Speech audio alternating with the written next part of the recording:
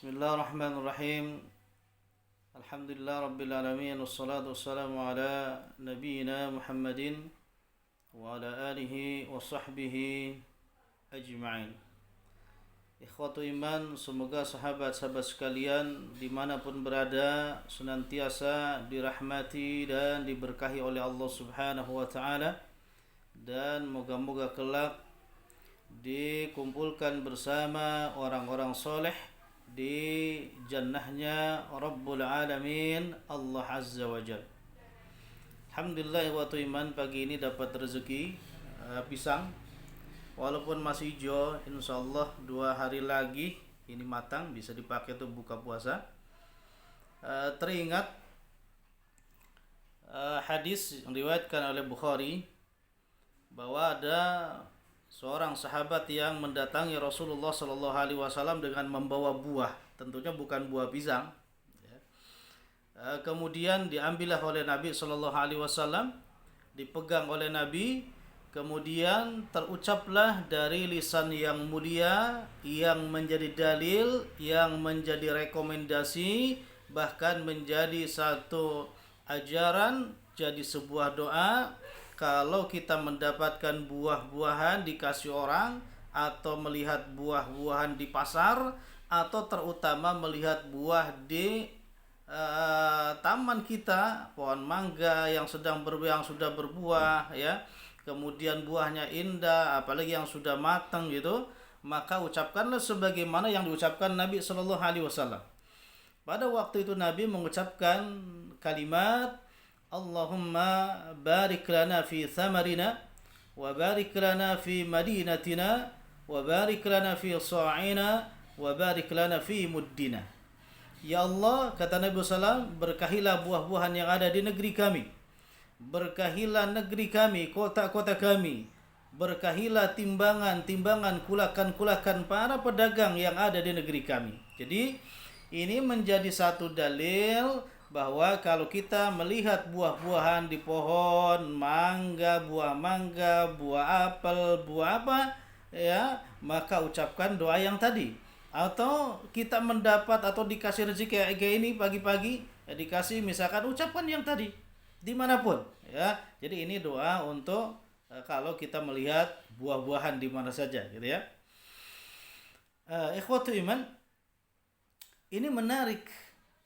Jadi ketika kita mendapatkan buah atau melihat buah, bahkan itu bukan punya kita atau bukan di kebun kita. Kalau di kebun kita, misalkan kalau di kota-kota kan yang masih punya halaman, bisa nanam pohon sawo di halaman rumah. Insya Allah dalam Islam nggak ada masalah nanam pohon sawo di halaman rumah. Yang ada masalah itu kalau nanam sawo di tengah rumah, apalagi di kamar, itu bermasalah. Ya, kalau di halaman kita nggak ada masalah. Oh, katanya nanti sial, nanti nggak ada, berbahaya malah, ya. Atau nanti ada jinnya. Jin bukan hanya di luar, jin itu di dalam rumah. Bukankah kalau kita susah sholat tahajud itu gangguan jin? Bukankah kalau emosian itu juga gangguan jin, ya? Jadi jangan kambing hitamkan pohon sawo. Yang lucunya dilarang, dicaci menanam pohon sawo di halaman rumah. Tetapi ketika sudah matang mau, bahkan diminta, bahkan katanya untuk obat sakit perut dan lain sebagainya. Ini kan lucu, itu ya. Jadi apa saja yang bermanfaat berbuah. Nah, di situ kalau punya kita dan juga kalau punya orang lain, dengan membaca doa tadi yang diajarkan Nabi Shallallahu Alaihi Wasallam, berarti kita sudah berbagi, mendoakan orang lain yang nanam mangga, yang nanam pepaya dan lain sebagainya dengan kalimat Allahumma barik lana fi thamarina. Ya Allah, berkahilah buah-buahan yang ada di negeri kami, punya siapapun itu. Masya Allah, itu hikmahnya, karena kita tetap harus baik kepada Allah Azza wa Jal dan baik kepada sesama, termasuk mendoakan kenikmatan-kenikmatan yang dimiliki oleh orang lain. Doakan, Allahumma barik lana fi thamarina. Masya Allah, ya. Kemudian ikhwatu iman, kalau kita ngikutin seperti itu, jelas kita akan mendapatkan 2 kebaikan atau 2 pahala. Pahala yang pertama, ya, karena sudah berdoa, berzikir dengan doa yang tadi. Pahala yang kedua, bukan hanya sembarang doa, tapi doa yang memang langsung diajarkan oleh Nabi sallallahu alaihi wasallam. Berarti kita sudah apa? Ittiba kepada Nabi sallallahu alaihi wasallam. Hikmahnya apa kalau ittiba kepada Nabi? Yuhibbukumullah wa yaghfir lakum dzunubakum. Kalau kita sudah ittiba kepada Nabi sallallahu alaihi wasallam, akan dicintai oleh Rabbul Alamin Allah Azza wa Jal, kemudian dosa-dosa kita akan diampuni, Masya Allah. Ali Imran 31. Kul in kuntum tuhibbunallah fattabi'uni yuhibbukumullah. Yang kedua, Rabbul Alamin Allah Azza wa Jal juga mengajarkan kepada kita di surah Al-Kahfi ayat yang ke-39. Allah Azza wa Jal berfirman, ولولا إذ دخلت جنتك قلت ما شاء الله لا قوة إلا بالله. Masya Allah. Kenapa kalian ketika kalian masuk ke bustan, ya ke jannah, yakni bustan, taman-taman, kebun-kebun kalian, di sana kalian melihat buah anggur, buah kurma yang bagus, ya, dan taman yang indah mengalir airnya dengan jernih, dan itu semuanya dari Allah Azza wa Jal. Qul, katakan olehmu, kata Allah Azza wa Jal, Masya Allah, la quwata illa billah.